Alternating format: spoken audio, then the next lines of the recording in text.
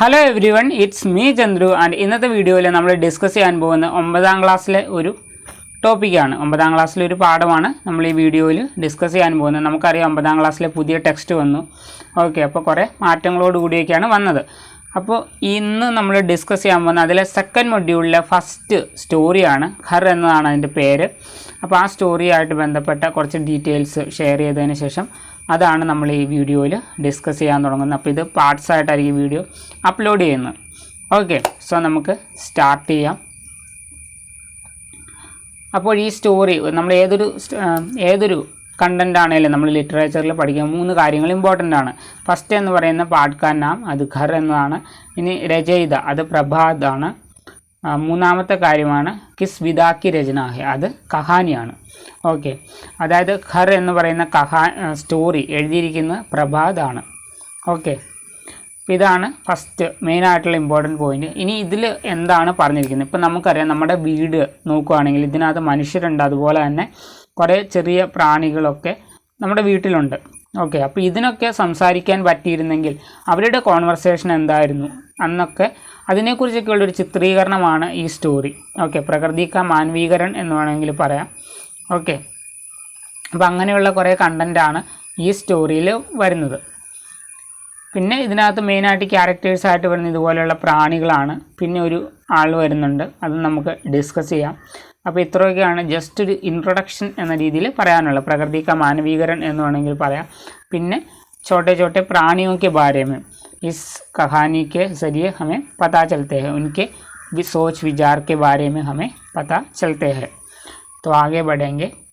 അപ്പോൾ നമ്മളിത് മൊത്തം ഡീറ്റെയിൽ ആയിട്ട് തന്നെ പോവുകയാണ്. അപ്പോൾ സ്റ്റോറിയുടെ പേര് ഘർ എന്നാണ്, റൈറ്റർ പ്രഭാത്. ഓക്കെ, ഇനി സ്റ്റാർട്ട് ചെയ്യുവാണെങ്കിൽ കലി ജോ ഖിൽത്തി നെഹി ആജ് ഖിലി ഖിലി സി ധി, അവിടെയാണ് നമ്മുടെ സ്റ്റോറി സ്റ്റാർട്ട് ചെയ്യുന്നത്. ഇതൊരു പഴഞ്ചൊല്ലാണ്. ഇപ്പോൾ കലി എന്നതിൻ്റെ മീനിങ് എന്നാണ്, പൂമൊട്ട എന്നാണ്.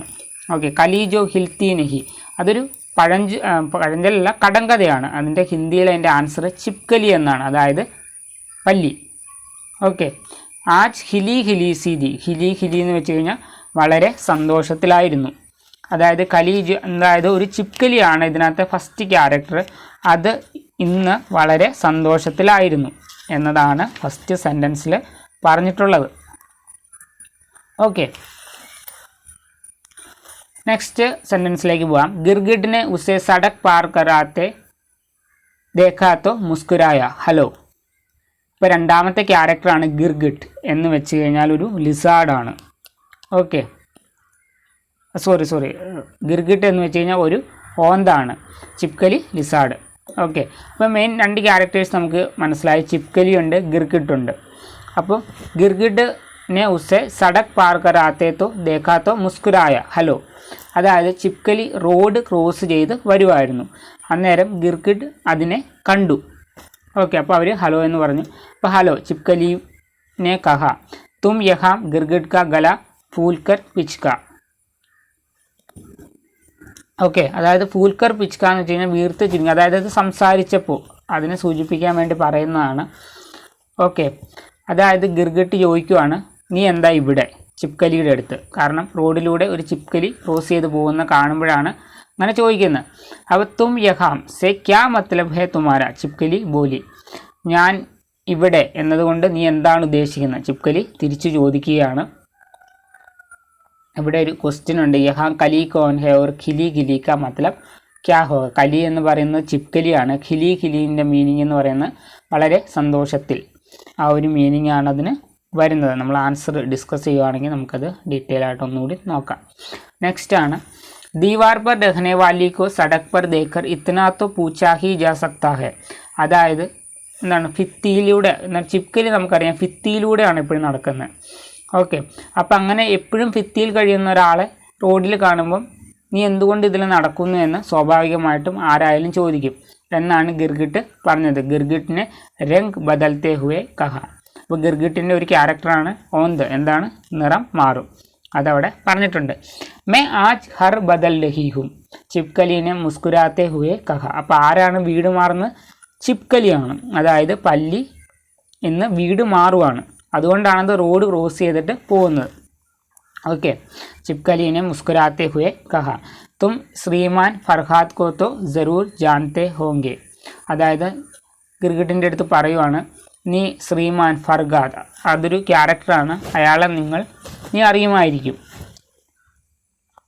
हाँ हाँ, पहले जब भी हम मिले हैं तुमने उनका जिक्र किया है. क्या हुआ उन्हें, गिरगिट ने गिरगिटी आवाज़ में कहा. അതായത് നമ്മൾ എപ്പോഴൊക്കെ ഇതിനു മുമ്പ് കണ്ടിട്ടുണ്ട് അപ്പോഴൊക്കെ നീ ഫർഹാദിനെ കുറിച്ച് പറഞ്ഞിട്ടുണ്ട്, അദ്ദേഹത്തിന് എന്ത് പറ്റി, ഓക്കെ എന്ന് ഗിർഗിട്ട് ചോദിക്കുകയാണ്. അപ്പോൾ ചിപ്കലി പറയാണ്, ഹുവാ കുച്ച് നഹി ബുദ്ധു, പ്രത്യേകിച്ചൊന്നും പറ്റിയില്ല. വേ ജിസ്, ബുദ്ധു എന്ന് വെച്ച് കഴിഞ്ഞാൽ മണ്ടൻ. ओके, वे जिस किराए के कमरे में रहते थे अब नहीं रहते, उन्होंने अपना नया घर बना लिया है. അപ്പോൾ എന്താണെന്ന് ചോദിച്ചു കഴിഞ്ഞാൽ ഫർഹാദ് ഒരു വാടകയ്ക്കൊരു റൂമിലാണ് താമസിച്ചുകൊണ്ടിരുന്നത്. എന്നാൽ ഇപ്പോൾ അവിടെ താമസിക്കുന്നില്ല, കാരണം അദ്ദേഹം പുതിയൊരു വീട് ഉണ്ടാക്കിയിട്ടുണ്ട്. ഓക്കെ, അതാണ് ഇതിൽ പറഞ്ഞിരിക്കുന്നത്.